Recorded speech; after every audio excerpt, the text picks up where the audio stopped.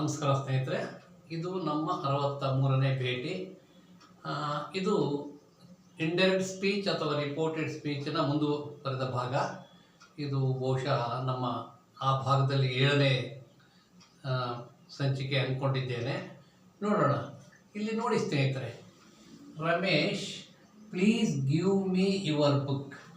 Inverted ಕಾಮದಲ್ಲಿ ಹೇಗಿದೆ, Ramesh please give me your book, Suresh said. Suresh ಅನ್ನುವ ವಿದ್ಯಾರ್ಥಿ ಅವನ ಸ್ನೇಹಿತ ರಮೇಶನ್ಗೆ ಕೇಳ್ತಾನೆ, ರಮೇಶ ನಿನ್ನ ಬುಕ್ ಕೊಡಪ್ಪ, ನನಗೆ ದಯವಿಟ್ಟು ನಿನ್ನ ಬುಕ್ಕು ಕೊಡು. ಈ ರೀತಿ ಪ್ಲೀಸ್ ಅನ್ನುವ ಪದ ಬಂದಾಗ ಡೈರೆಕ್ಟ್ ಸ್ಪೀಚಲ್ಲಿ, ಇಂಡೈರೆಕ್ಟ್ ಸ್ಪೀಚಲ್ಲಿ ಏನಾಗುತ್ತೆ ಅಂತ, Suresh requested Ramesh to give him his book.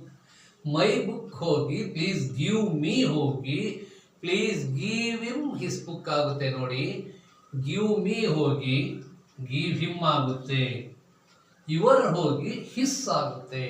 ಇದು ರಿಪೋರ್ಟೆಡ್ ಸ್ಪೀಚಲ್ಲಿ ಅಥವಾ ಇಂಡೈರೆಕ್ಟ್ ಸ್ಪೀಚಲ್ಲಿ ಗಮನಿಸಬೇಕಾದ ವಿಷಯ. ಮತ್ತೊಮ್ಮೆ ಹೇಳ್ತೀನಿ ಸ್ನೇಹಿತರೆ, Ramesh please give me your book, Suresh said. Suresh ಅನ್ನುವ ವಿದ್ಯಾರ್ಥಿ ಹೇಳ್ತಾನೆ, ರಮೇಶ್ಗೆ ಹೇಳ್ತಾನೆ ಅಥವಾ ರಮೇಶನ್ನು ಕೇಳ್ಕೊತಾನೆ, ರಮೇಶ್ ನಿನ್ನ ಬುಕ್ ಕೊಡಪ್ಪ ನನಗೆ ಅಂತ. ನಾವು ಕನ್ನಡದಲ್ಲಿ ರಿಪೋರ್ಟ್ ಮಾಡುವಾಗ ಇಂಡೈರೆಕ್ಟ್ ಸ್ಪೀಚಲ್ಲಿ ಮಾಡಬೇಕಾದ್ರೆ ಏನು ಹೇಳ್ತೇವೆ ಅಂದರೆ, ಸುರೇಶು ರಮೇಶನ್ನ ಬುಕ್ ಕೊಡು ಅಂತ ಕೇಳ್ದ ಅಂತ ಹೇಳ್ತೇವೆ. ಆದರೆ ಇಂಗ್ಲೀಷ್ನಲ್ಲಿ ನನಗೆ ಕೊಡು ಅಂತ ಹೇಳ್ದ ಅಂತ ಆಗ್ಲಿಕ್ಕೆ ಆಗೋದಿಲ್ಲ. ನೋಡಿ, ಸುರೇಶ್ ರಿಕ್ವೆಸ್ಟೆಡ್. ನೋಡಿ, ಈ ಪ್ಲೀಸ್ ಅನ್ನುವ ಪದ ಬಂದಾಗ ನೋಡಿ, ರಿಕ್ವೆಸ್ಟೆಡ್ ಅನ್ನುವ ಇಂಡೈರೆಕ್ಟ್ ಸ್ಪೀಚ್ ಬಂದ ಕಡೆ ರಿಕ್ವೆಸ್ಟೆಡ್ ಅನ್ನೋ ಪದ ಬರಬೇಕು, ಜ್ಞಾಪಕ ಇಟ್ಕೋಬೇಕು. Suresh requested Ramesh to give him his. ನಿನ್ನ ಬುಕ್ ನನಗೆ ಕೊಡು ಅನ್ನೋದಕ್ಕೆ ಅವನ ಬುಕ್ಕ ಅವನಿಗೆ ಕೊಡು, ಅವನ ಅಂದರೆ ರಮೇಶನ ಬುಕ್ಕನ್ನು ಸುರೇಶನಿಗೆ ಕೊಡು ಅಂತ ಕೇಳ್ಕೊಂಡ ಅಂತ ಆಗ್ತದೆ. ನೋಡಿ, ಜ್ಞಾಪಕ ಇಟ್ಕೊಳ್ಳಿ.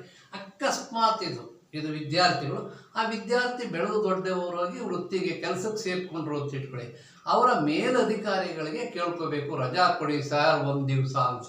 ಅದನ್ನು ಹೇಗೆ ಕೇಳ್ತಾರೆ, ಒಂದು ಪಕ್ಷ ಹೀಗಿದೆ ಊಹೆ ಮಾಡ್ಕೋಣ, ನಾನು ಅದನ್ನೇ ಕೊಡಬೇಕು ಅಂದ್ಕೊಂಡಿದ್ದೆ, ಅದು ಕೊಟ್ಟರೆ ವಿದ್ಯಾರ್ಥಿಗಳಿಗೆ ಭಾರ ಆಗ್ಬೋದು, ಇದು ಕಲಿತ್ರೆ ಅದು ಸುಲಭ ಆಗ್ತದೆ ಅಂದ್ಬಿಟ್ಟು ಕೊಟ್ಟಿದ್ರೆ ಅದನ್ನು ಹೇಳ್ತೇನೆ. ನೋಡಿ, ಇಲ್ಲಿ ರಮೇಶ್ ಅನ್ನೋ ಬದಲಾಗಿ ಸರ್ ಅನ್ನೋ ಪದ ಸೇರಿಸ್ಬೇಕು. ಸರ್ ಅಂದರೆ ಮೇಲಧಿಕಾರಿಗಳು. ಅಕಸ್ಮಾತ್ ಮೇಡಮ್ ಇದ್ದರೆ ಅಥವಾ ಲೇಡಿ ಆಫೀಸರ್ ಇದ್ದರೆ, lady head mistress head master ಇದ್ದರೆ ಅದಕ್ಕೆ ಸರ್ ಅಥವಾ ಮೇಡಮ್ ಸೇರಿಸ್ಬೇಕು. Sir or madam please grant me a day's C L ಅಂತ ಹೇಳಬೇಕು. Please grant me a day's C L.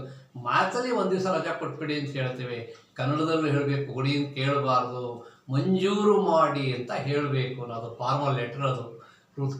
ಅದಕ್ಕೆ ಗ್ರ್ಯಾಂಟ್ ಅಂದರೆ ಮಂಜೂರು ಮಾಡಿ, ಕೊಡಿ ಅಂದರೆ ಥಿಂಗ್ಸ್ಗೆ ಕೊಡೋದಲ್ಲ. ಅಲ್ಲಿ ನಾವು ಕನ್ನಡ ಒಂದು ದಿವಸ ರಜಾ ಕೊಡಿ ಸಾರ್ ಅಂತ ಹೇಳ್ತೇವೆ ಫೋನಲ್ಲಿ, ಆದರೆ ಮಾತನಾಡುವಾಗ ಬೇರೆ, ಲೆಟರಲ್ಲಿ ಹಾಗೆ ಹೇಳಲಿಕ್ಕಾಗಲ್ಲ. Please give me a day C L ಅಂತ ಅಂದರೆ ತಪ್ಪಾಗ್ತದೆ.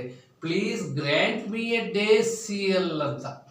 ಇಲ್ಲಿ please give me your book ಇರೋ ಕಡೆ please grant me a day C L ಅಂತ ಹೋಗುತ್ತೆ. ಆವಾಗ ಅದು ನಾನು ರಿಪೋರ್ಟೆಡ್ ಸ್ಪೀಚಲ್ಲಿ, ಇಂಡೈರೆಕ್ಟ್ ಸ್ಪೀಚಲ್ಲಿ ಹೇಗೆ ಬರ್ತದೆ ಅಂತಂದರೆ, ನೋಡಿ, Suresh requested the officer to grant him a day C L.